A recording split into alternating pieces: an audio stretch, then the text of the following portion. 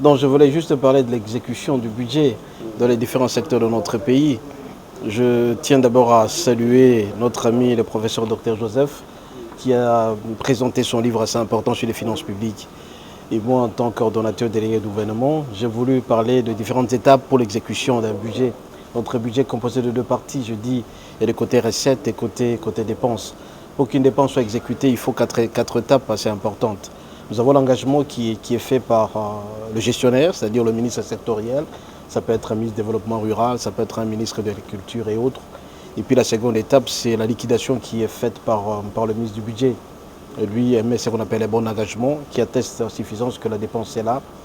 Et au niveau de la liquidation, le ministre, il a une direction qu'on appelle la direction des contrôles budgétaires qui vérifie la véracité de la dépense. Est-ce que cette dépense est éligible?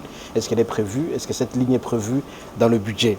Et par après, sur l'ordonnancement, cet ordonnancement, il y a deux parties. Il y a ce qu'on appelle l'ordonnancement provisoire qui est fait par moi-même et l'ordonnancement définitif fait par le ministre des Finances qui atteste que la dépense peut être payée. Et la dernière étape qui est faite par la Banque centrale sur le paiement. Et donc le paiement est effectué. En principe, ne peut être payé que ce qui est prévu dans le budget, ne peut être payé que ce qui a été engagé par rapport au plan de trésorerie.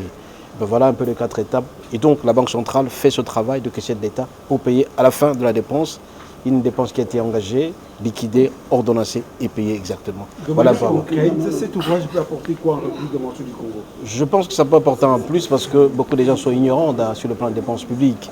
Et ça va nous montrer à suffisance que les différents secteurs que ne peut parler des finances publiques, celui qui connaît, est-ce que les dépenses doivent respecter certaines étapes. Moi, je vous ai dit que la plus grande partie des dépenses publiques, c'est à partir de la rémunération des salaires des agents fonctionnaires de l'État.